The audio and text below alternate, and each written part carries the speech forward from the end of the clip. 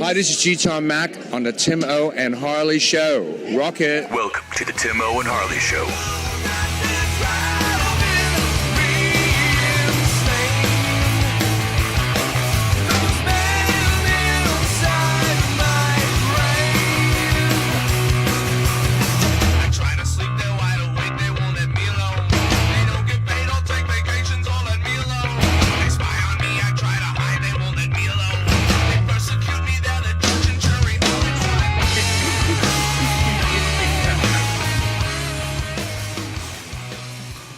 Thank you for listening to Tim O and Harley Show. I am Tim O. Over there's my partner in Mindcrime, Mr. Ben Harley. Say hello, Harley.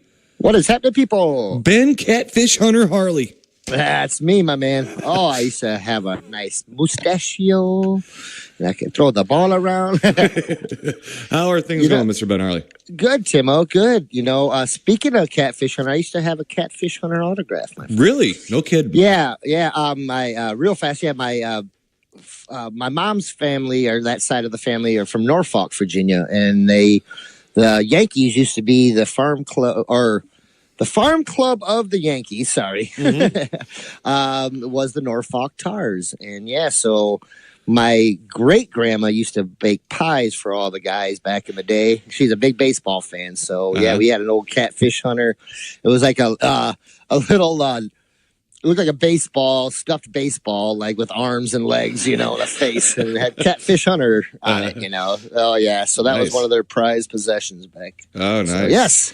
The old Catfish. Well, I know him personally. We're old friends. Yeah. Yeah. I'm like a psychic, Mr. Ben Harley. I throw these things out there, and they're really relevant to your life. And to me, they're random stoner thoughts. It just kind of happens like that. So it works out well for us here on the Tim O and Harley Show. All together. Yes. That's right. Somehow I squeeze in a ton of stuff that I watch. So I'm going to run through it here fairly quickly, I hope. I say that every week.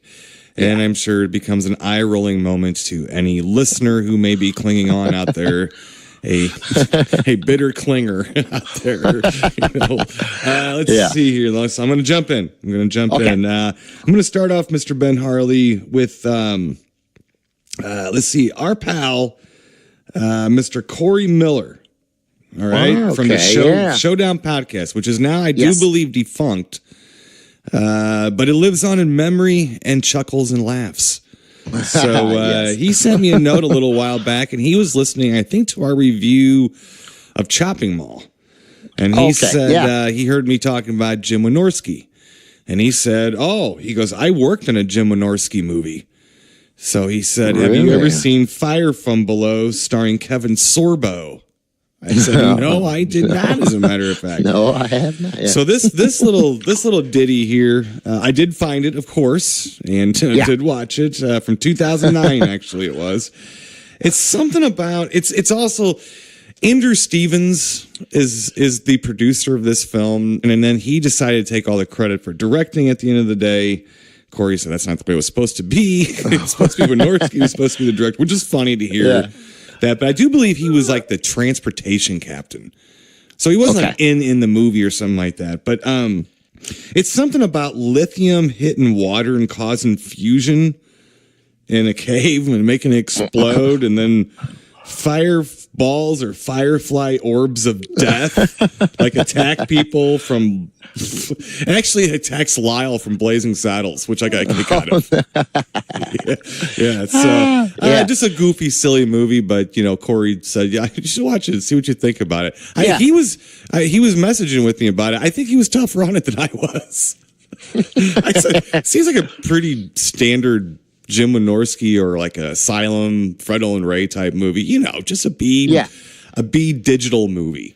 Basically, or whatever. Sure. But anyway, I just wanted to mention it. He asked if I'd seen. I was like, no, I haven't caught that one, so watched it. It's one of those movies too where they have a couple of decent old aging character actors in some roles, and then a lot of locals who can't act their way out of a wet paper bag. Those are always fun. Yeah. You can also tell that some of this stuff was like maybe a one take. Like, it looks like they're reading through lines and they're like, all right, cut, let's move on. Wait, whoa. Cut? What? I bet Sorbo might have said one time, that wasn't me even acting. I mean, I'm not great, but I'm better than that. Yeah, come on, give me a break. Geez, yeah. That's like me reading a menu without my glasses on at a dark restaurant. Come on. So, but anyway, kind of funny. Fire from Below, 2009. Yeah. Okay, yeah.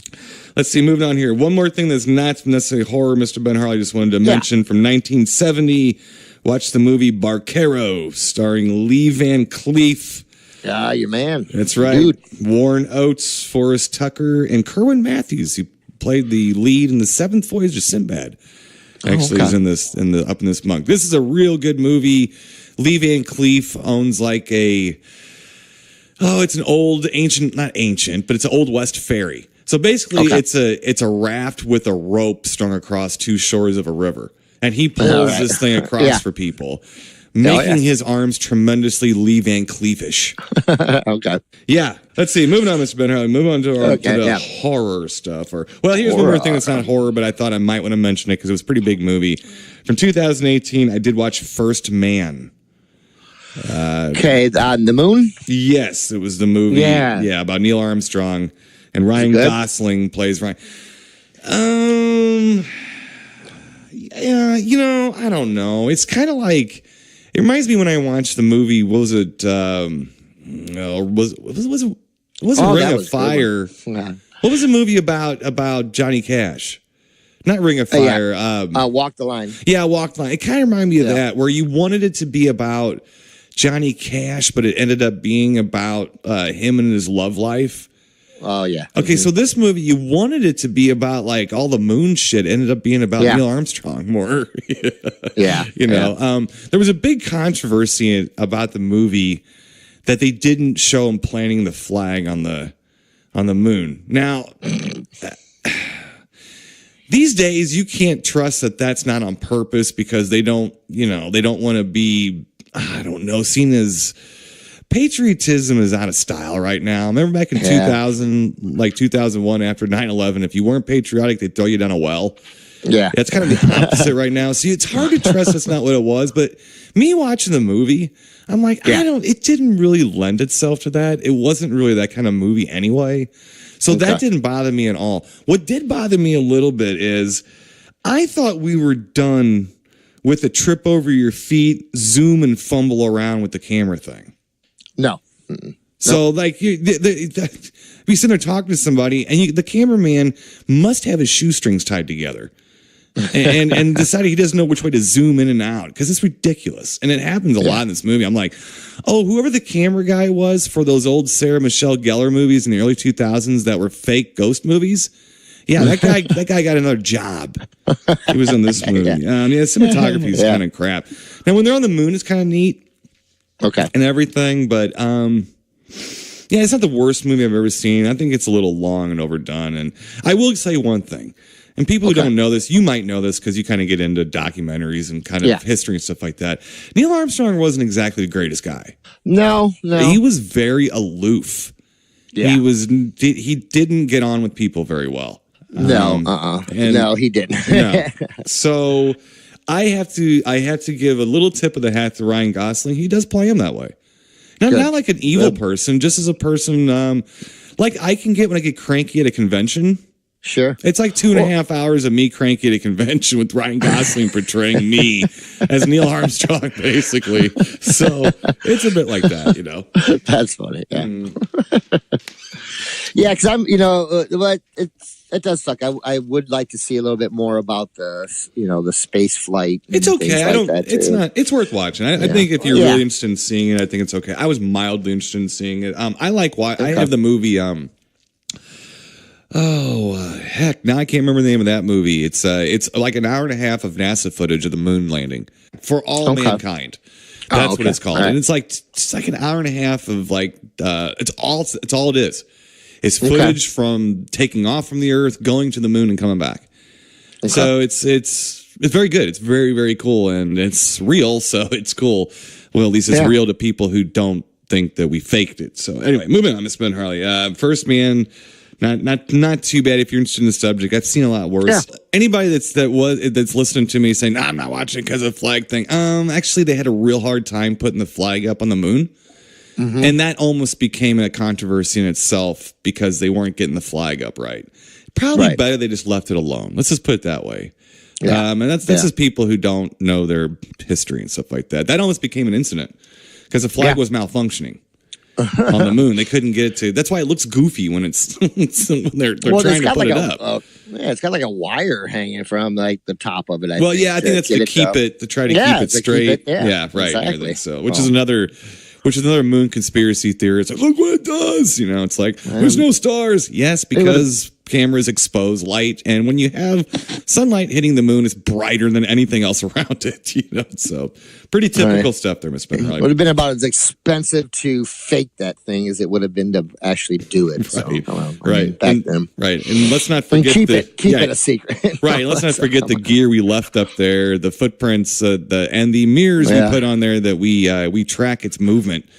Actually, and also the Russians would have called our shit out on that immediately. They would have known. They watched it, man. They watched it. They watched it happen. So anyway, and it does not get any of that, which I do appreciate. Just kind of a story about Neil Armstrong. Kind of going, okay. Ryan Gosling's a pretty good actor. I dig it. So he's kind of an old school Hollywood actor guy type guy. Let's see here. Moving on, Mr. Ben Harley. All right, what do you got? Let's see. Another 2018. What? Yeah, watch the movie Mandy. Are you cheating on 1940? Well, sometimes. I'm kind of 37? Are you cheating on 37? I'm sort of a swinger when it comes to years, Mr. Ben Harley. Yeah. But anyway, I watched the movie Mandy with Nicolas Cage in it. Oh, okay. I don't know if you've heard about this one. It was okay. Briefly, mildly. I don't know about this one. It's long. It's 2 hours, and it's too artsy fartsy for its own good.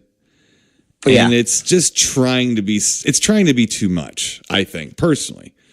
I mean, Nicolas Cage is okay, and people were just, I don't know, people got goo goo gaga over the movie, and I just kind of watched it like, I don't know, they could have cut a half hour of bullshit out of it.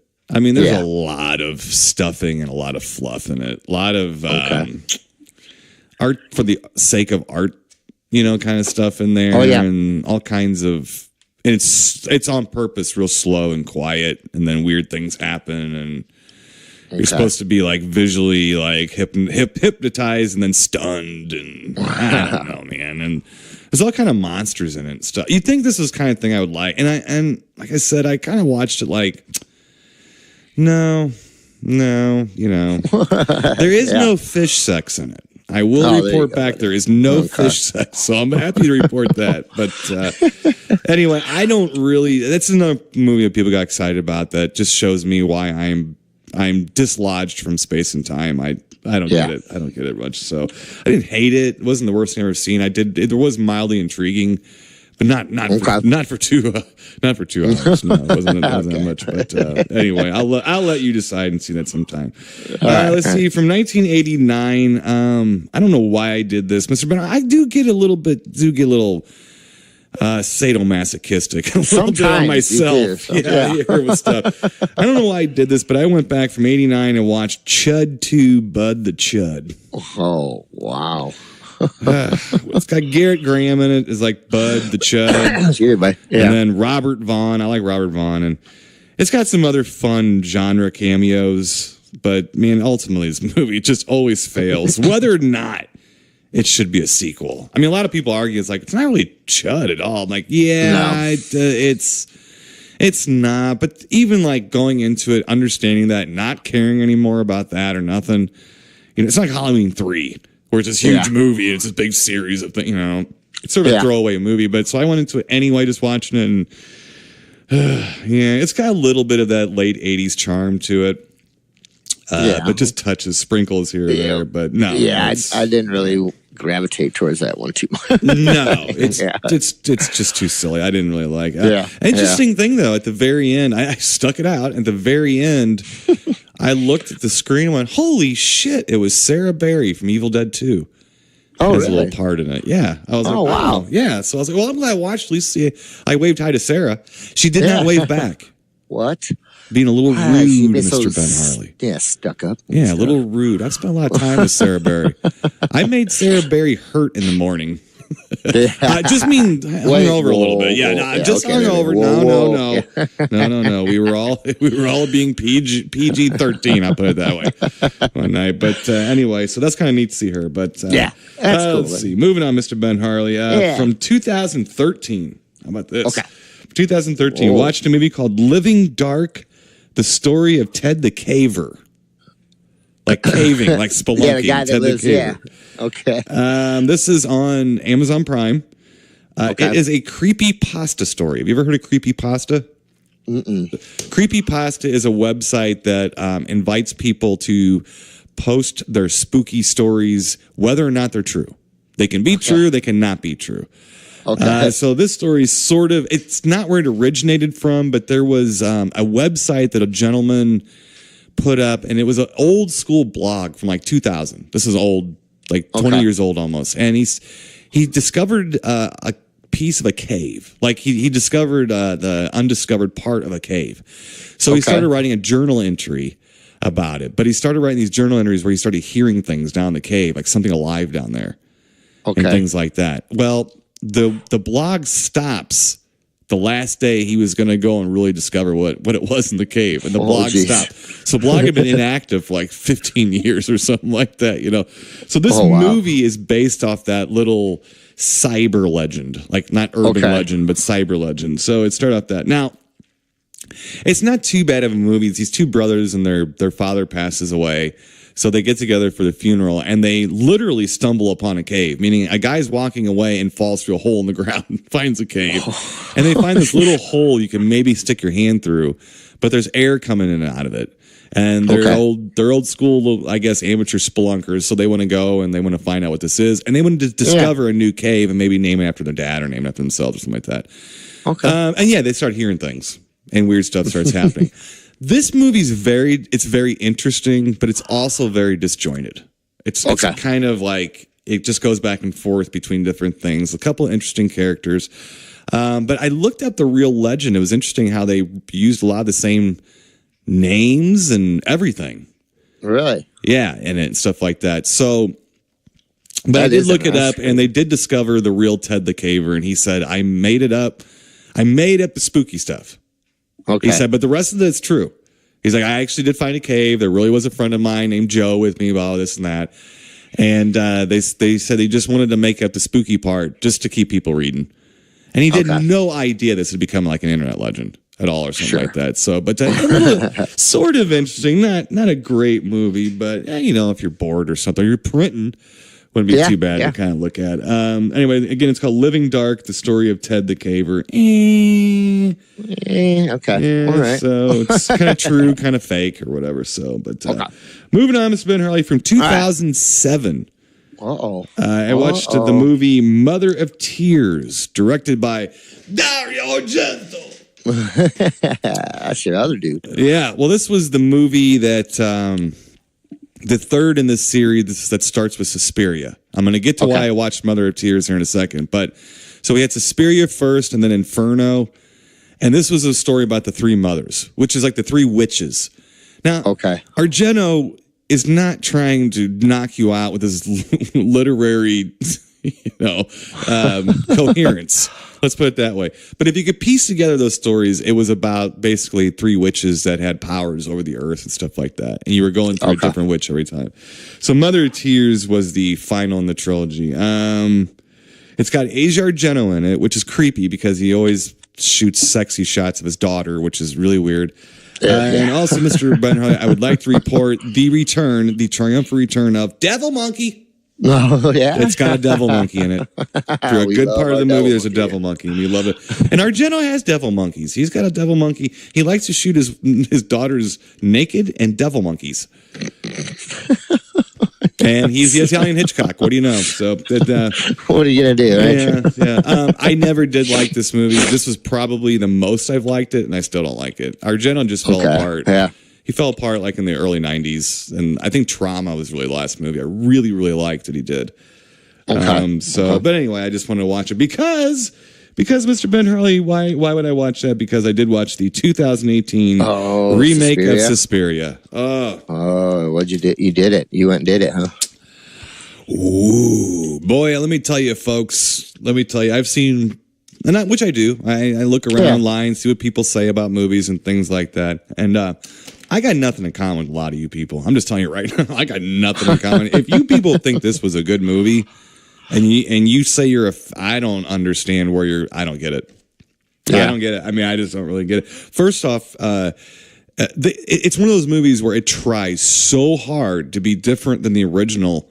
Then I know. Then you look at the guy like, well, why didn't you just call it like Mysteria, or why didn't you just call it like Witchy Poo, or something? Just call it something different, because the first thing that's starkly noticeable in Ben Harley is that there's 0 colors in the movie. Yeah, like the whole movie, nothing. That makes no sense to me. Even the blood is barely red. It's just completely monotone. And what have I said about movies these days? They're brown. Yeah.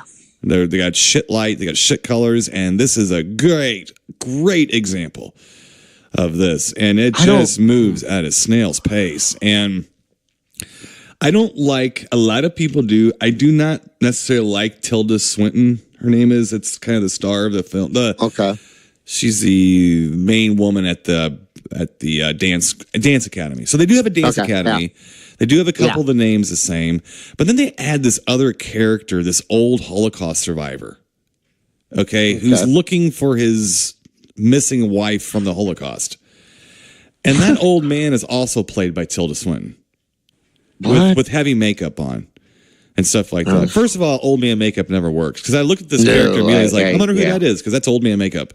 And it was Tilda. Yep. Okay, so that's fine and all, but the point is that they wanted to have basically an all-female cast in the leads. Okay. A lot of dancing. A lot of no. It's an unnecessary remake. And I'll tell you what, if this movie wasn't a remake and it was called like The Dance of Witches or some bullshit like that, it still would suck. It still wouldn't matter. There's a couple moments in it. Yeah. But there's a couple moments in Mother of Tears, which is an Argento movie also, that's like, oh wow, that's fucking frightening. Or that's like gross or something like that. But this movie has some of that, but I mean, it's just nothing. It's nothing. See, that's that. I don't know. I saw some of the previews for it, and like I didn't even know it was Suspiria. I was like, "What's this weird movie?" And I'm like, "Oh, that's Suspiria." Right. I think maybe what it is, Mr. Ben Harley, is that I am. A lot of people seem unsatisfied with the world and life. I mean, and we all are, I guess, to a certain point. Yeah. But I'm not seeking out dark and depressing things. No. I'm just not seeking them out. You're not much into the self-loathing, Timo? No, I can do that on my own quite fine. I don't need a movie to assist me in that, Right. So or some boohoo baby music either. I don't need it. I just don't need it. Anyway, no, I can report back. As a matter of fact, and that's one of Angio really likes the original Suspiria. And I even asked, I was like, can I watch this without you? I was like, because if I want to stop it, I'm going to stop it. Yeah. And she was like, yeah. And when I was watching it, I told her, I said, I'm really glad that I didn't have you watch this with me. It'd probably just upset you. And she actually walked upstairs during like the last 5 minutes of it. And she sat down and I said, remember when I told you you'd hate Suspiria? She goes, yeah. I was like, you're watching it. And she was like, what? What? This is Suspiria. She's like, what?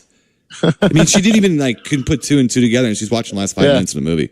And it's quiet, slow, and sleepy, devoid of any God, color. It made the English Patient look like Commando. Moving on, Mr. Ben. Moving on, Mr. Ben. I gave it a chance too, man. I gave it a chance. I was wondering when you were gonna take the plunge there. Wonder no more. All right, here we go. Two more, Miss Ben Harley. I'm trying my damnedest. 2 more. From 1979, No More Reason Than We Felt Like It. Went back and watched Alien. Ooh, okay. Yeah. She was talking about that the other day. Great so my movie. daughter Zoe, she might have been going wah wah wah, but I was talking, I was speaking. I don't know if she was listening, but yeah, that was great. It still holds up. Still wonderful. Still, I mean, everything about it is just great. Yep. I tell you what, too, it's funny watching that movie in one of our official films this week, because it's one of the movies that rips off. One of 8 movies that rips off. But when you're constantly ripped off, you're a great movie. And that's just it. This was ripped off so much. They could not make another monster in space that didn't feel like Alien. They just couldn't for the longest time. Right. You know? Yep. And they actually, tried. I honestly, I kind of appreciated the fact that they all tried to rip off Alien because it was a good thing to rip off. Oh, you know? yeah. As long as they had a little bit of a budget and someone knew how to shoot a camera. Oh, yeah. You know, that movie terrified me. It made me hate ketchup on McDonald's cheeseburgers, I'll tell you that much. Mm-hmm. You ask why, Timo? Why, Ben? Because when I first saw that movie, I was at my buddy Chuck Rogers' house, and we were eating McDonald's, and I don't really like ketchup in the first place, especially back then. Mm-hmm. But being a nice young kid that I wasn't going to say anything to Chuck's mom about I didn't want ketchup on my cheeseburger, right? Mm-hmm. So I continued to eat my cheeseburger begrudgingly as I watched an alien burst out of a guy's chest. And it just was shocking to my little system. It was shocking, you know. But yes, we watched Aliens, and it affected me, Timo, for the rest of my life. Yeah. But no, just what you know what though, that movie, and I like Aliens. You know me, I like Aliens, but I know better. It's nothing compared to the first one as far as tension and just. Oh man, what a terrifying film! Yeah, just you know, and it's slow too. Alien's a slow movie, but it's a simple movie, and it's interesting. You know, it kind of pulls you along with it and stuff. And everything too is that the characters, the acting in it is right. Awesome. And the cool thing about it is that after you've seen it a bunch of times, you can watch it and watch for certain things. Like I like to watch it and watch Ash. I like to watch the Ash character from the beginning and stuff, because if you actually watch him, you know, he's clearly he's unhinged from scene one. yeah. You know what I mean? So you know something's wrong with them. And so there's little fun things like that to watch, but it's got a great monster in it. It's coherent. You know, I mean, it's just it's an easy story. It's almost like a ghost movie on a spaceship in a way. It's not a ghost, it's a creature in a way, but just a fantastic movie. You know, why is it that they haven't been able to make a movie like that for so long? And I mean so long. A long time. I mean, really. Yeah. But I'm going to highlight something I don't like about films. And the direction started in the mid-'80s. You know this, that some of the 80s stuff I started falling off. If you look at the difference between Alien and Aliens, you're going to get exactly what I have a problem with. Right. It was like from one extreme to another. Mm-hmm. And it looked like money to me. It smelled like coin to me. You know, it smelled like we're going to take this thing that was huge and we're going to combine it with another big Hollywood moneymaker, the shoot 'em up action movie. Yeah. And we're going to combine this stuff together, and then boom, we're going to go on. And then that, to me, not unlike Evil Dead 2, hurt horror films to me. Yeah. Because it showed the success of action and horror characters in an action film. Mm-hmm. Okay? Not an action hero in a horror movie. I would say that might be closer to what they were trying for in Predator a little bit, you know, but Predator's a good example of that, where it's like, what is this, an action movie or a horror movie? Mm-hmm. You know, and I don't like it. And to this day, you watch the Wolfman remake, what is there? A big superhero battle at the end. Between superhero werewolves. Oh, it's awful. It's just awful. And it's like they can't get away from it anymore. So, whereas I appreciate the Alien ripoffs more, because at least they tried to keep the same temperature of that film. They tried. They failed miserably, but you know, it is what it is. But I think Leviathan is an Alien ripoff, and other movies like that too. And I appreciate those a lot more. Those are, I think, you know, much better. Anyway, but Alien, let's get back. Alien, wonderful. Always fun to watch. Awesome. I'd say once a year I liked watching that. It's a great movie. Yeah, it's like a Jaws or something else. Yeah. It's terrifying. Mm-hmm. Let's see here, Mr. Ben Harley. Last up, Mr. Ben Harley from 1980. What do you think I watched from 1980?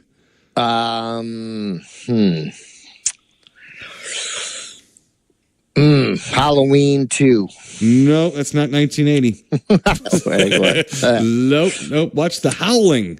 The Howling, yes. Yes, watch The Howling, which is another one pull out every now and then. Mm-hmm. Yeah, I just watched that recently, too. Yes. So we had a good time watching. Angie forgets that one. She always kind of forgets, which is good, because it just means we can go back and watch it again. I think she forgets it because I get a little little pickled, Mr. Ben Harley, would watch these movies, and I get to getting chatty. Getting chatty while I watched them. So that way it's insurance policy that I can make sure and go back and watch it again every once a year because she can't remember the damn thing because I'm distracting her through the whole thing. But once again, it's a terrific movie. Love it. I always yes, and as I watch it, I always try to compare and try to find the differences between like American and stuff, and find the good things about. I think that The Howling is a more interesting story. It's a more interesting setting. Things are really like. It's more dreamy. Like it's got more of the original Wolfman feel, I guess, as far as the. It's kind of got some loneliness to it. You know what I mean?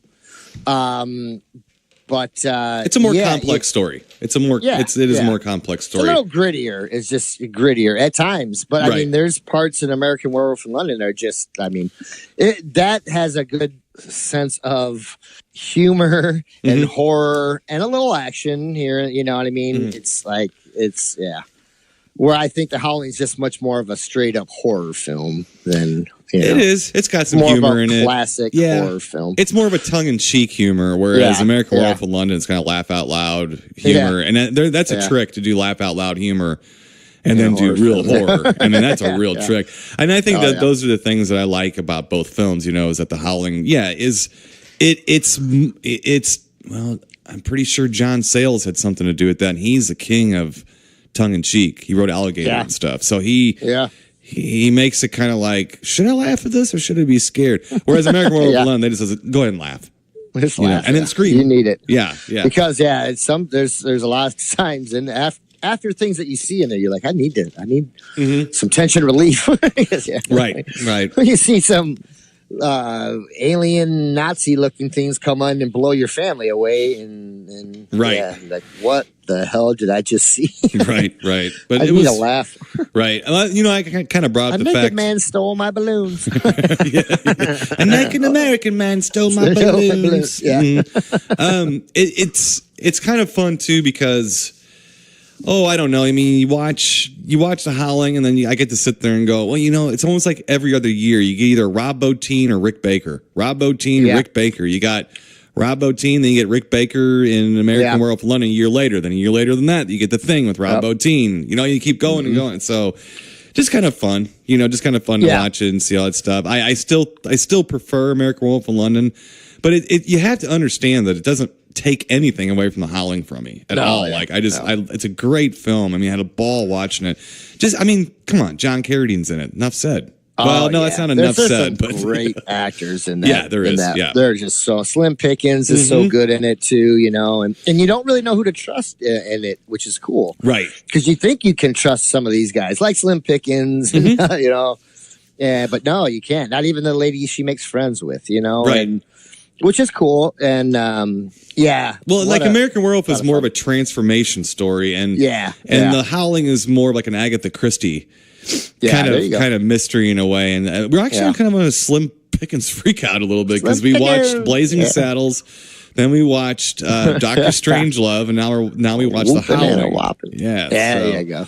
But anyway, so I just good times. Anything with Slim Pickens in it is good. Now you have to watch The Swarm next time. Well, I might. I don't watch that quite as often, but I'm sure I'll pop it in soon. I do have it on Blu-ray. I do have The Swarm on Blu-ray, so I can't report back. I can't report that I've sat down and watched the whole thing yet. If I'm not mistaken, that's a long one. It's a kind of a long movie. It's a lot of Michael. I like Michael Caine, but it's a lot of Michael Caine and bees.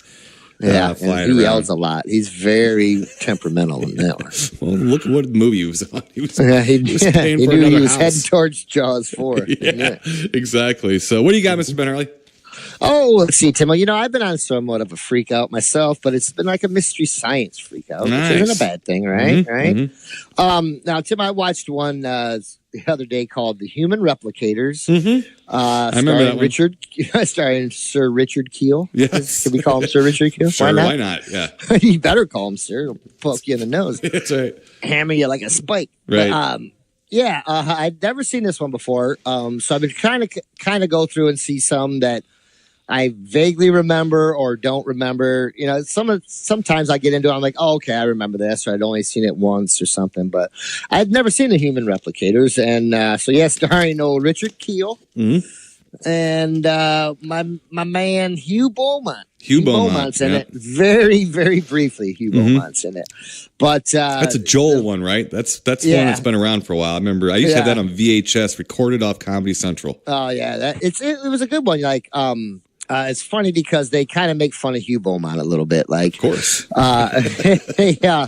there's one point, you know, there's skits in between, you know, the movies or whatever. There's like a spaceship that comes crashing into the, you know, satellite of love, and and it's shaped like a house, you know, and it's supposed to be the Beaver's house or whatever. And it's Hugh Beaumont, you know, and they get him up on the whatever the monitor. Oh god, the monitor. Yeah. And what's funny about it, it's Hugh Beaumont, but it's played by Mike, you know, Nelson, and man, is he cranky! Oh, I love it. He's so cranky, you know. And then they're, you know, like, well, how's the beaver? The beaver. Why did anybody ask how I am? You know, and I'm the one that does this, that, you know, and the other thing. But the funniest part is Crow goes, asks him a question, and you know, Mike Nelson goes into his jacket, like he's like, why are you asking me so many questions? You know, Crow T Robot, like he's going to grab a gun out, you know? Right. And it's just funny, you know, because, you know, Hugh Beaumont's always the nicest guy on the planet, you know, but to see, like, and he's drinking whiskey and stuff, just being a jerk, you know? Right. But, it was just so fun to rewind it a couple times because it's just funny. Like, why are you asking so many questions, Mr. Crow T Robot? Yeah. But pretty funny, and it was cool, you know. And I know Mike was in a lot of the skits and stuff before he was on the show, you know, and he wrote a lot of stuff. But it was cool when they had the Mystery Science Theater Hour. They used to have that on Comedy Central. He was the host. He was the old man. They had him in old man makeup, and he was supposed to be like the guy from A&E. Yeah, that's right. Yeah. And so so he won. He was a head writer and everything, you know. So yeah, he was like their go-to guy. He was the other guy, you know, basically. The other guy, Yeah. Okay. Well, Timo, I can't say these movies get any better. Okay, that might have been the best one so far. Human Replicators. Right. Okay. I moved on to a Riff Tracks one called Terror at 10 Killer. Oh, I've got that. I bought it. Yep. Yeah, I just had to watch it because, like, what in the hell? But yeah, it's awful film. Awful as in awful. I mean, awful. So yeah, Terror at 10 Killer. Yep. Moving on, Timo. Yeah. I watched another one called like Treasure of the Amazon. Yeah, I bought that. And I didn't buy that. That was I was going to, and then it came up on Prime. But so yeah, I'd watched that one too with Donald Pleasance. Yeah, Donald Pleasance is in it, but what's his face? Stuart Whitman. Stuart Whitman, yes. Yep. Yeah. That's looking like Ernest Hemingway in the film. Acting like him too a little. Yeah. This is a dandy. This is a doozy. Yeah, they go I'm not get too much into it, but it's like a Fitzcarraldo if they were all drinking whiskey. Pretty much. Yeah. Donald Pleasance is like an escaped Nazi who still dresses like a Nazi. Just to be inconspicuous. Yeah. You know, so basically they're looking for treasure and blah, blah, blah. Yeah. But I will have to say, Timo, now don't take this to heart. All right. Now, this is not me speaking. This is the Mystery Science. No, this is the Riff Tracks, fellas. But one of my favorite lines in the film is at the beginning when they say, with Donald Pleasance, you know, they show his name up on the credits, and they said, Donald Pleasance had to travel to the Amazon to get away from being in Halloween 3. Woo! I said, thank you, Lord. Thank you, Lord. Thank you. But, so I'm sorry, Tim. Oh, no. That was mean. But I thought you were going to say they were making fun of Cheeseheads and the Packers because they do that all the time, too. Yeah. They do that constantly because they're from Minnesota. So, right. But I thought that was quite funny. Yeah. Okay, real quick, Timo, two or three more things real quick, though. I will say probably one of the best times I've had watching a Riff Tracks in a while, not really because of the movie, I guess, but because of them and the movie together. But I watched Cool as Ice. Oh, yes. The one, the only, the Vanilla Ice. Yep. Baby. Yep. That was back when hip hop guys used to dress up like genies and magicians. Oh man, and they had what's her name from Greece, the one like secretary from Greece, and what's his face? God, the other guy. And I thought these poor old character actors, oh, poor them, you know. But and I think they kept saying and I think the director of the movie went on to some pretty good stuff. But oh Lordy, it's like a hour and a half long music video. It's poor terrible. Michael Gross is in it too. Yeah. Oh. It's not a bad riff track, so it's not. Oh, a bad it's a riff tracks. great riff tracks. Oh, I thought about it for days. I was telling people about it. I even told my ex-wife about it. Right. I said, "You want to laugh?" I said, "You'll get a good kick out of this one. You got to watch." Oh my god, it's a perfect movie for that. Yeah, we watched Zimmy the Swamp Boy. I don't know if you've ever seen it. Oh yeah, yes I have. Angie forgot about that one. I said, "You forgot?" She's like, "Yeah." I was like, this is the one you don't need the riff tracks." Yeah, it's bad. They're kind of this one of the few movies where you're on the ride with them. Like they just happen to pop in every now and then, and you really don't need them. But that's got a double monkey in it too. Oh my god, that one's yeah. But yes, I will report back. There's a lot of riff tracks that I got to catch up on, so I'm very happy about that. Very good. Yeah. Okay. Two last things, real quick. Okay. I'll keep real fast. I watched a documentary on Iggy and the Stooges. It just came up on Prime. Really good. Very good documentary. Not, it's good. It's decent for, right. Not, and I like, I tend to like Iggy Pop. I wasn't a huge Iggy Pop fan as he got older. I didn't really like his 80s stuff. And no. But I liked Iggy and the Stooges. And and he's from this area, he's from Ann Arbor and stuff. And like, I like his attitude. I really do. He just was one of those guys, kind of like Alice Cooper. Like, this is what I do, and he's not trying to be anything. He's not trying to tell you anything. He's just, you know what I mean? This is me, man. You know what I mean? And I just like that type of person, like it's just, this is, so, but really good. I think you might find it interesting. He gets like a spontaneous scoliosis when he sings. Oh yeah, he jacks over to the side. What did he say? The one thing he said, and it made it really. I kind of really saw what he was doing. He goes, "Remember, like when he does the thing where he would like lunge forward for the mic and then go crashing down." He goes, "I would just like little kids, like when little kids would spaz out and not want to leave a place or something. They would just throw themselves, just." Face first, blam, throw themselves on the ground. And he's like, that's what I would do. And I was like, and then they showed it. And I was like, it looked just like some little kid. Right. I going, bam, I was like, that is flipping awesome. Well, Iggy Pop, my favorite thing he ever did was the Repo Man soundtrack song, and that was with the guys from Blondie. Yeah, the guys, and so I enjoyed that. But a lot of that old pre-punk, let's say, like New York Dolls and stuff like that. If you listen to it, it's a lot of repetition to the point of sometimes like. So what the Ramones did all that stuff, but they sped it up so fast you were done with it in a minute and a half. So all this stuff combined, gave birth to punk rock. But so that's kind of how it started. But I have a lot of respect for Iggy. He's just not. I don't have Iggy Pop posters on my wall. No, it's like one of those things. Yeah. But and he influenced a lot of stuff, and that but he never wore a shirt. I give him credit for that. But really cool. It was a decent one. And then the last one, Timo, I watched. Finally finished watching it. It's a long one, documentary on metal, like the L.A. years, like the scene in L.A. coming up with like Lizzie Borden and Rat and Motley Crue and. So some of those bands, but they talked, and actually they do talk to Lizzie Borden a little bit. They don't show much, which I was kind of a little depressed about. I wish they'd have showed a little bit more of his stuff, But it's a decent little documentary, it goes pretty much from that scene all the way up to where Guns N' Roses started. Yeah, it's and then that's usually that dividing line there. Yeah, and then it just kind of stopped. And it's not, they were saying it's not like we didn't. It just kind of ran its course. Then it went a different direction at that point.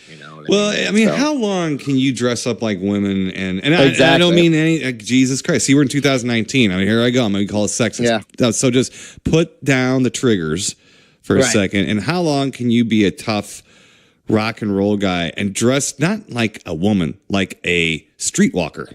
Yeah, right. How long can you do that and still be like, man, the dude's cool and tough, and I wouldn't fight him? And it's like, oh, come on, man. You guys wearing lipstick and crimping the hair, and it's like, and bandanas everywhere. It's like, So you wonder why a band like Guns N' Roses, who wore like jeans and leather jackets and stuff like that, back to the Ramones days. Yeah, went back to just being like normal. What we wear every day. Yes. I do not miss those days. I sometimes I see like a band, I don't know, like one of these bands like was from that era, and you see them like in a current show. They're playing somewhere, and they're all wearing like Sons of Anarchy looking stuff. It's like, that's when you realize who the fashion victims are. Yep. And stuff. If you go back and see like Fragile Porcelain, like I'm wearing some of the same t-shirts. Mm-hmm. And I mean the same t-shirts. Like I won't throw them away. I'm wearing a lot. I mean, it says jeans t-shirt, shorts t-shirt. Yeah. It just whatever it is who I am. Just I've never been a fashion victim. I've always been a fashion disaster because I'm not a victim of it. Right. But I think the fashion hurt that era of music. Oh, big time. Big time. And that's what, a lot of those guys were saying too. Like, we were out there, they would just go down the streets to shows and there'd be thousands of people just hanging out, Mm-hmm. On the Sunset Strip and stuff. Yeah. And they said a lot of them guys, it's just some of them, and it's funny to hear about those guys are like, we liked all these bands, even the bands that weren't supposed to like each other. We did. We all hung out, we'd have like Blackie Lawless would come see us play, and then we go out and hang out afterwards or something. It's just, they were all friends. It's just because we were, what can you do, Timo? Rock and roll, baby. That's right. That's right. Well, let's rock and roll our official films, Mr. Ben Harley. Yeah, let's do that, my friend. I'm ready. I'm gonna go an opposite from. I usually do chronological, like the years. I'm gonna go opposite because I'm gonna get the rift out of the way first. Or whatever. Okay. So from 1990, Mr. Ben Harley, we have the film The Rift. The Rift. Now, back in the VHS days, you probably saw this under the title of Endless Descent. Okay. That's what it was called on anyway, this is another underwater movie. This is a Leviathan, Deep Star 6, The Abyss. It's in that genre of film. Let me get you out, movie guy. Let me get you out, movie guy, here and do a little short storyline synopsis here. Here we go. Okay. An experimental submarine, the Siren 2, is sent to find out what happened to Siren 1, which has... That's awesome. Which has mysteriously disappeared in a submarine rift. Things go awry when they begin to find things that shouldn't be there. Boy, wow, dude. God, man. I mean, has the entire country's IQ slipped? Something like that? Anyway. A little bit. Okay. All right. So anyway, that's okay. Yes, they're going to do, it's like a search and rescue. At least search and figure out kind of thing. So what we have, it's just an excuse to get people deep underwater. Yes. And then basically, yes. Yeah, and the main guy, the Harold Handsome Pants in this. Jack Scalia. He designed the submarine, but someone's been tinkering with it. Timo. Yes, which we've seen that. Mad. Yeah, we've seen that plot point in these movies too, a lot. Yep. So just to throw that out there. Right. Let's see. So this is actually a co-production. This was Spain. Believe it or not. Really? Yes. Directed by Juan Piquer Simon, who did Pieces, Slugs. He did Extraterrestrial Visitors, which was on Mystery Science Theater. He also did Supersonic Man, which is on Riff Tracks. He did Mystery. Yeah, he did Mystery on Monster Island. He also did Cthulhu Mansion, which I just talked about a few weeks ago that I borrowed from Bob. Yeah, it's kind of a H.P. Lovecraft inspired story or whatever. And actually, the weird gray haired guy with the dark like goatee beard thing, and the big imposing guy was also in Cthulhu Mansion because I looked at him and whoa, I just saw that guy real recently. I know that guy. You don't forget that guy. We have a nice little cast though. We have the beginning. You have Edmund Perdome. who was one of the suits in the beginning, telling Jack's Scalia where he had to go and stuff. Then we had Ray Wise and Arlie Ermey. A very restrained Arlie Ermey. Very, yeah. Yes. So basically, I'm going to throw this back to you really quick here, but I'm going to tell you right now that this movie is a stitched together scenes, gags, characters, plot twists lifted from The Abyss, Leviathan, Deep Star 6, Alien, and The Thing. Yeah, it is totally completely. That's all it is. Yeah, you know when they were making this movie, like you're going to go, whoa, you're going to have that person do that. Please go back and refer to the other scripts. If it didn't happen in those movies, it's certainly not going to happen in my damn movie. Right. It's kind of the way it feels like. Seriously. Yeah. Have you seen this before, Harley? I mean, no. Okay. All right. I've seen it. I've seen it a few times, but what'd you think? Yeah, pretty much what you're saying. It's just, for me, it just reminded me a lot of all these other films, you know, and basically there's not a whole lot to really grab onto. Like, Arlie Ermey is really restrained, you know. There's like one point, because he's like the captain of the submarine, you know, and Harold Handsome Pants is just angry because of all the changes. So he's so they're at odds, being angry, the whole time, and I think they actually even banish him down to the engine room or something. Yeah, they won't let him. They won't let him by the steering wheel. Yeah, that's when things start to really come off, you know. But he still continues to do things his way, right? Which also pisses Arlie Ermey off. Arlie. Yeah. Arlie like Harley. Right. But I don't know, Timo, like, I pretty much saw through what was going to happen by who did it there, because I was like, this guy's too good of an actor to be like just a secondary character in this film. Yeah, there is a guy who... I'm not a detective. Right, there's a guy... There's a twist in the film involving Ray Wise. And if you've seen Deep Star 6 or any of those other movies, they also have a guy who can't take it. Or something happens where he messes up the gutty works. He messes up the program. Yeah. You know, the funny thing is you probably could see through the cardboard walls. The thing is that it's just like it takes all the elements from those movies I mentioned.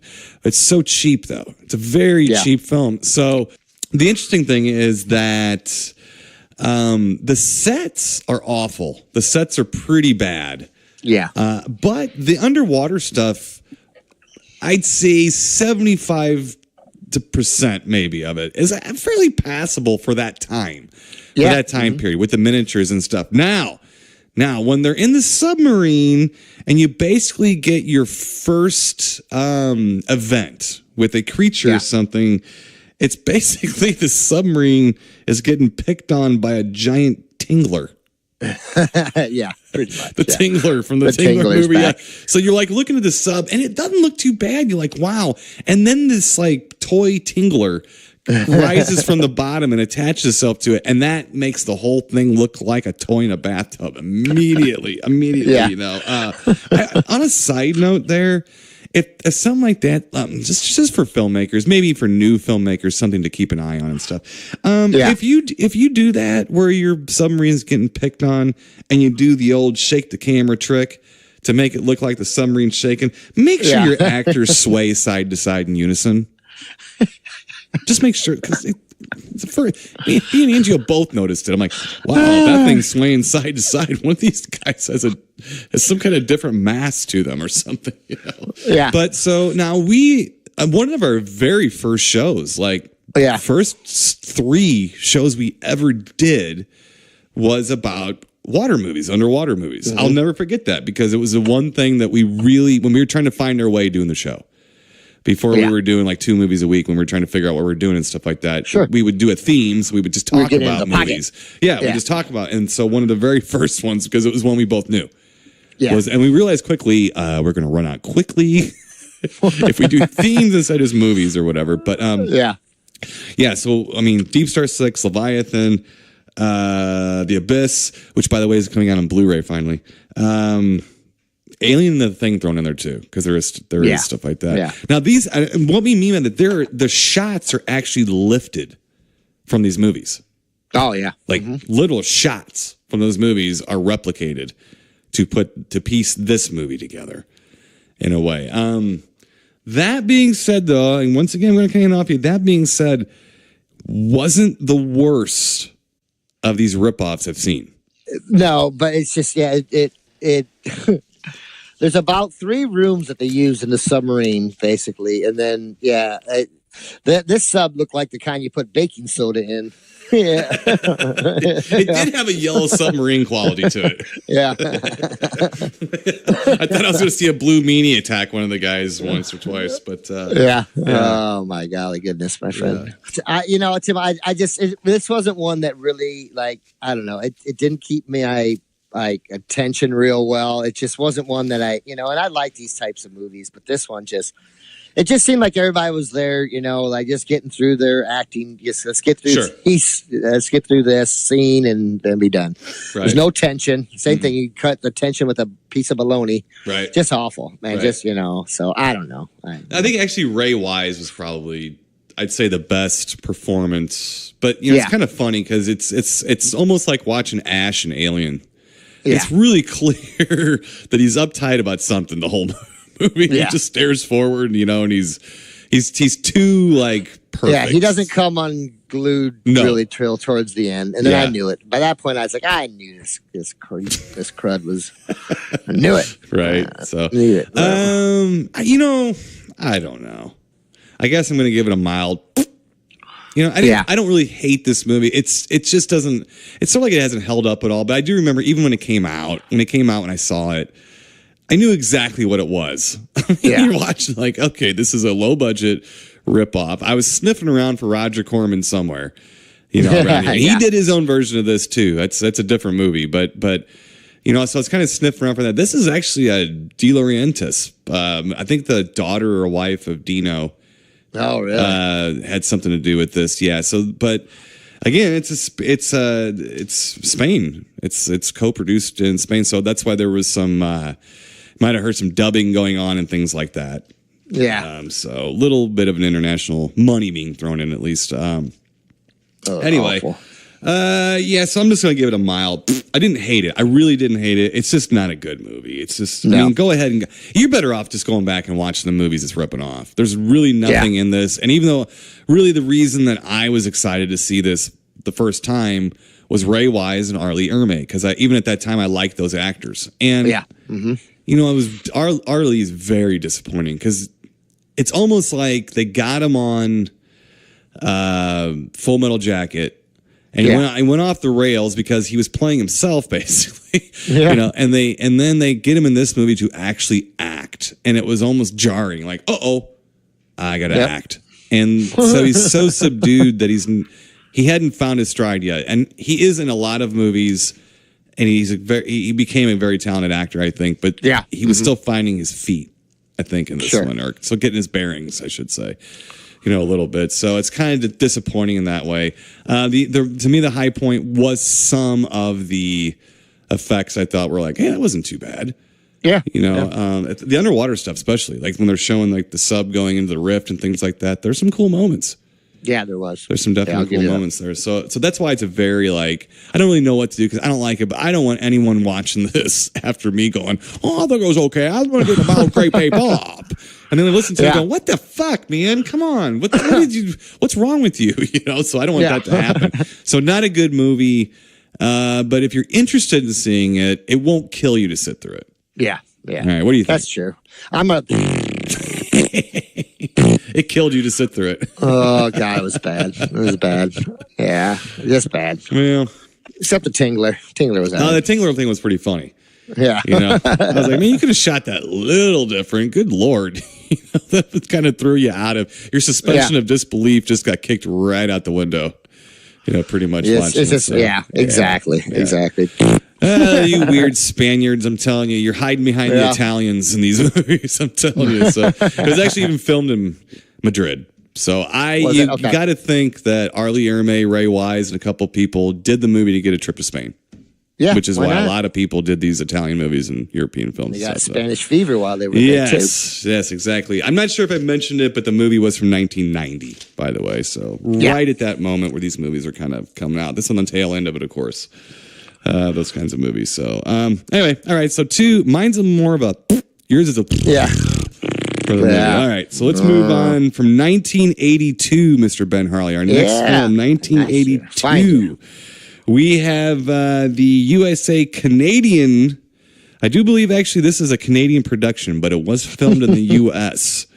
Damn Canadians. Yeah, I know. So it was filmed in California. So the movie is called Superstition. Yes. Superstition. So let me get out movie guy here, and I will give you a very short storyline synopsis again. Here we go. Okay.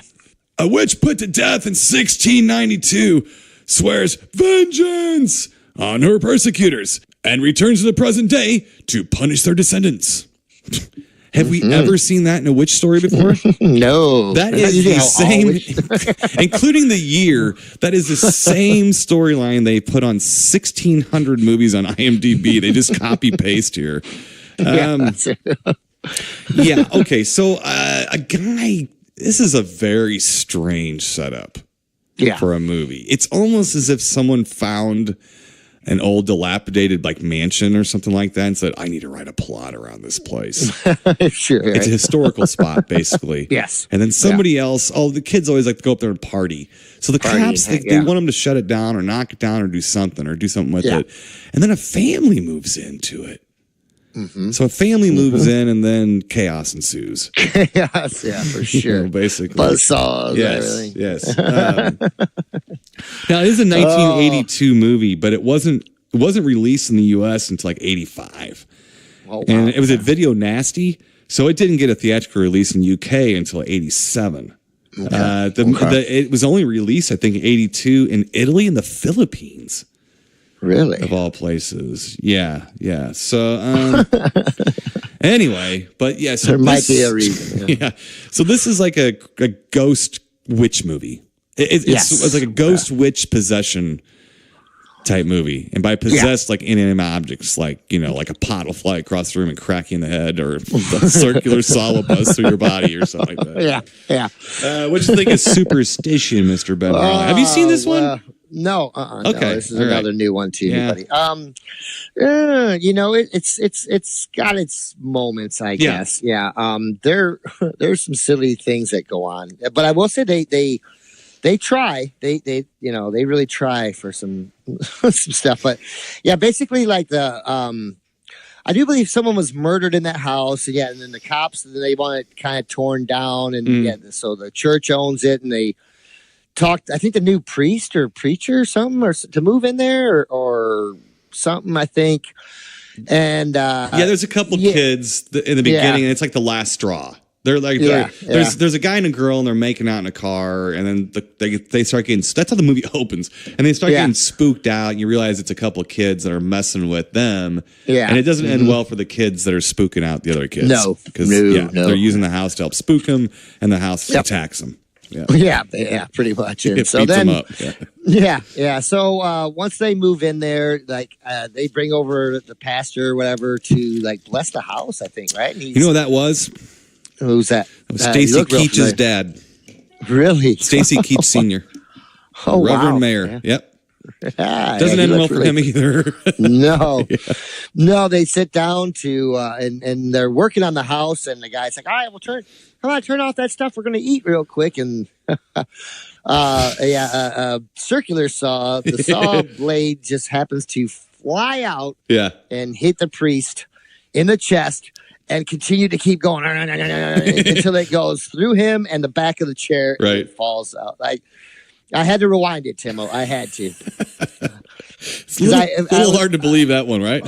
I was printing and watching, and I was like, "Oh, there's something bad." I knew it was something bad's coming, and then I saw it, and I was like watching it, and I was like, "That didn't really just happen." So I had to go back and watch it again because it does that. Can you imagine that happening in front of you? You just stand there and watch it. It takes a minute. Like somebody help the poor guy. It's like, would you look at that? I wonder if that's going to go all the way through. Looky, it did. They're taking bets. It ain't going to go through a Mac. Yes, it is. I got a 5 spot on it. It ain't making it through a sternum. God, that was awful, man. So you realize at that point things aren't going to go well in this house, and they kind of like really overlook that a little bit, too much in this film. That is, I would say, a bit of a mistake in the writing. So that I'm going to help you out here. So they then get the Inspector Sturgis. So that would be Albert Salmi. Or Salmi, and he was in everything. Old character actor, that guy is. He's in everything from Dragon Slayer to Caddyshack. And here's an interesting story about old Albert. There in 1990, he shot his wife and himself, murder suicide, clinical depression supposedly. Yeah, that he had. Wow. There.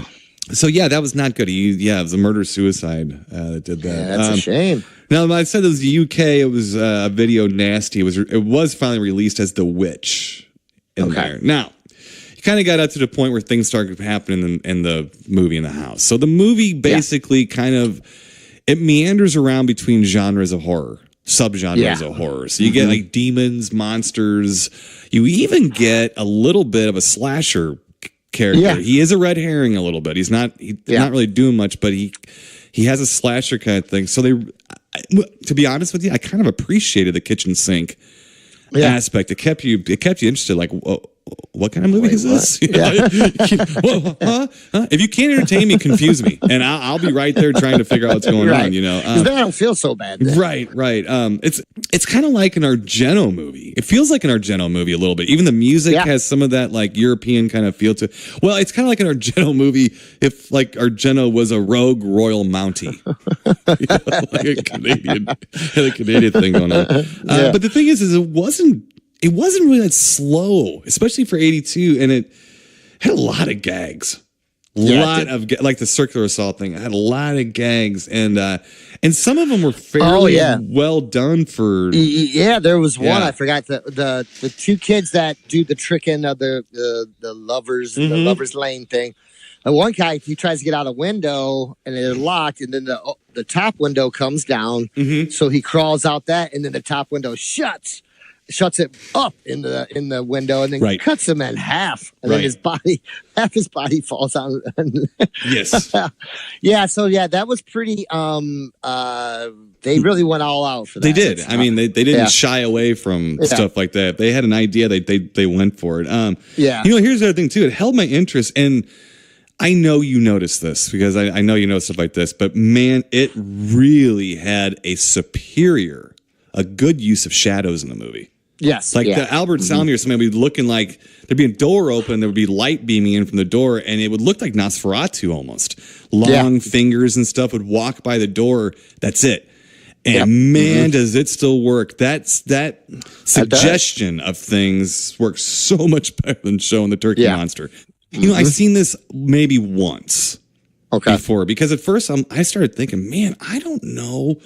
I'm not sure if I've seen this. And then when the fake slasher guy, when he roughs up the cops and escapes, I'm like, oh yeah, I've seen this. I remembered him pushing all the cops around like completely unarmed, like just like running away. Yeah. And they're shooting 13 cops. Yeah. And they're all shooting at him in every direction except the direction that would hit him. Basically. So but so it starts off, it's clearly like a haunted house thing, and then it kind of becomes a witch thing. The other thing I appreciate too is they have the tired old scene of the witch getting executed by the villagers in the 1600s. Yep. Every witch movie has this, but here's the difference. Every witch movie starts with that. Yeah. This movie doesn't start with that. It allows you to get into the film and allows you to figure it out with the main character. Yeah. That helps. That helps that, bud. Because they don't show any of that until the middle, where it's almost like a flashback type of thing.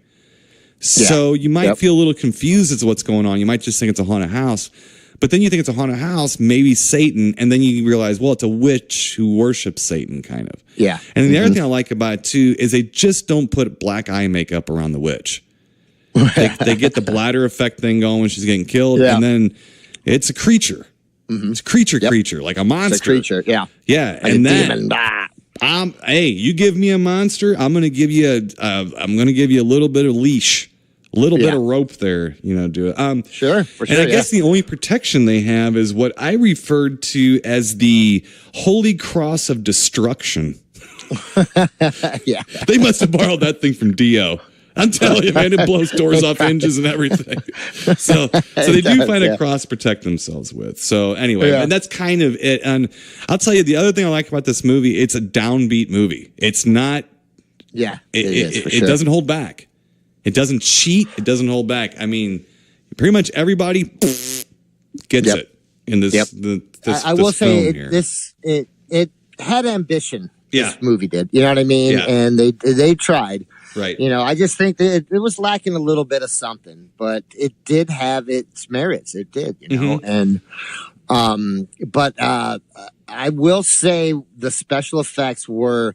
Even though the buzzsaw, that thing was hokey as hell, I like, wow, they really they didn't shy away from it. Yeah. No, sirree. And I appreciate that. You know, I thought that was pretty cool. You know, well, they even have hidden rooms they're looking through. I mean, they had a little bit of everything that I like.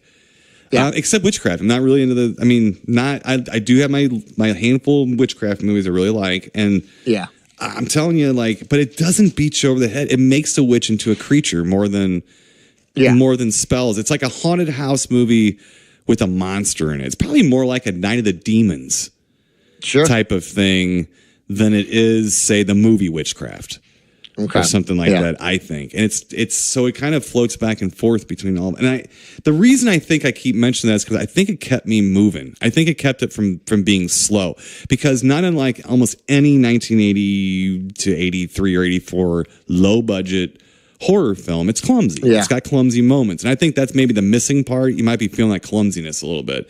It's missing maybe a better editor, a little bit of a tighter feel. To possibly, I'm not going to speak for you, but however, when it comes to the end, I do agree with our hero's solution to pour gasoline on the lake and burn it and burn it. Yeah. Burn it down the ground, man. I mean, really, pour the. Surprisingly, it wasn't successful. Surprisingly, burning the lake down to the ground wasn't successful. I looked over at Andrew when that was happening. I went, yeah, that's what I would do. I'd burn it. I'd burn the damn thing to the ground, you know? It's like, and then when he's got 2 cans of gasoline he pours, I was like, that ought to do it. At least get it started. It gets started. Once the lake catches on fire, you can't stop it. You know, you won't be able to stop it. So that was a little silly. But again, it would be sillier if it worked. Sure. But it didn't do shit. It didn't do anything. No. You know, nothing did anything. Nothing did anything to stop this witch. And that was kind of part of what was cool. A little frustrating, I guess, if you were watching it, but it's like, it's part of what's cool about it. It doesn't stop. Sure. I mean, the movie starts off with people getting cut in half. Yeah, that I was blown away by that. Yeah. I really was. Yeah. I really was. So, I was like, wow. That was what I was thinking about. Was why I was kind of thinking about you going, I bet you didn't think this was too slow, because you like it when they jump right in. Yeah. Yeah. And it did too. Yeah. It really did. Yeah. But yeah, you know, overall, Tim, I thought it was okay. It's just, you know, I'd like to kind of go back and rewatch it again. Yeah, I definitely will. You know, actually, because this is one that I will. And it's the ones that I would like to show somebody else. Now, did I think it was the greatest film? No, but there's parts of it that I really, really kind of liked. Right. Let me tell you something. I'm going to great bape up this movie, not to Raptors or anything. A normal, solid great bape up. The reason is because it entertained me. It's from that era that I love, at least. And I know both of us are kind of partial to that era too. And it's a little bit of a hidden gem. I mean, compared to some of the other crap out there, and some of the crap that people consider classics that I don't like, at least. Yeah, this is a fun movie, man. I mean, this is fun, and it's also dark. It's goofy, fun, and dark all at the same time. It throws so many different things together, and it almost works. It almost works. And I think the triumph of this film is what me and you both just said. We're both going to go back and watch it again. Yeah. And that's the triumph of it. And that's great, because sometimes we'll go back. I get buyer's remorse, because sometimes when we're reviewing a film or something like that, I'll buy it on Blu-ray before we do it, because I want to see it on Blu-ray. I want to do this and that. And I'm kind of bummed out because I don't like it. So I just spent money on a movie I don't like. Okay. Well, I bought this as a stream, as an HD stream, and it's tempting me to buy the Blu-ray, because I think it's good. I'm going to go back and watch it. I'm going to go back and watch it again. And that's pretty cool about it. And it's also one I'm not sick of. A lot of this had to do with the fact that it really didn't get released very much, at least here. So it didn't get on our radars very much. And it doesn't look It's got cool poster art. It just doesn't sound. It doesn't sound good though. No, does that make sense? It doesn't sound good. You know, I'll give you that too, buddy. Yeah, I don't know. The same thing like you said. This wasn't on my radar. I just didn't see it, you know, and I don't know why. I mean, because I was really trying to search out movies back then that were more gorier than the next, you know, and what was the, you know, and this, you know, this moved it forward a little bit with some, right.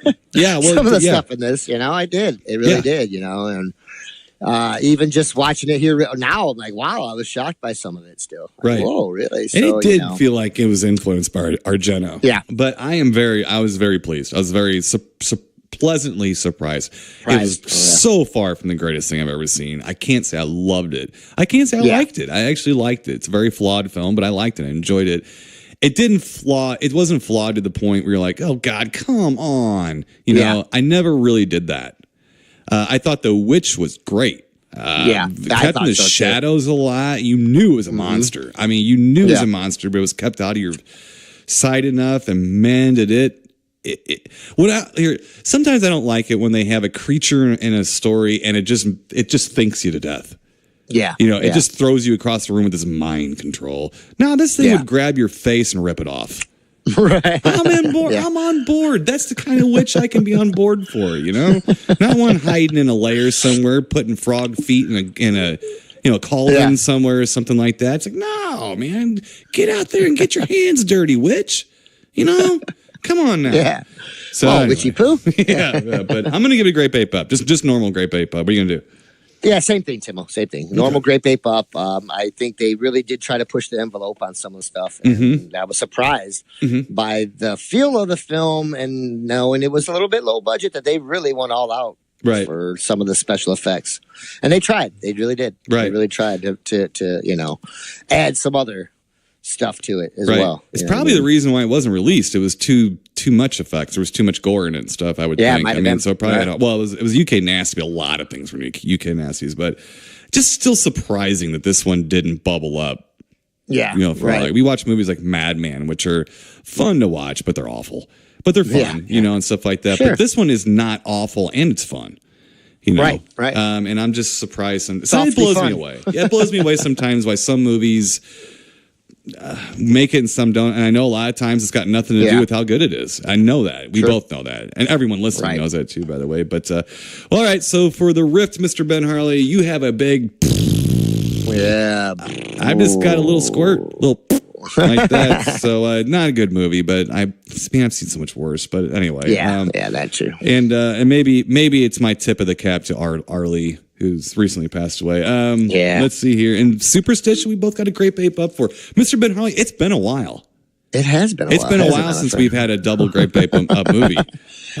You almost grape aped up Psychomania, which, of course, every movie I really don't like, I get comments on our Facebook page and stuff. That's a great movie from my friends who I have similar tastes with. And I finally said, everybody seems to like it. I can't figure out what part of it. So I'm missing something. But this one, on the other hand, I'm in. I'm on board. I like this one. Yeah. So not so much the Rift, but the Rift left a rift between you and I. It sure did. All right, Mr. Ben Harley. Next week we're going to talk about doctors who write prescriptions in Atlantis. I do know that. I do know that. So I'm going to leave everybody hanging on that. So until next week, folks, stay spooky, and we'll talk to you then. Keep it creepy, people. You've been listening to the Timo and Harley Show, brought to you by ScreenPrintingFactory.com, your affordable one-stop solution to all your screen printing needs.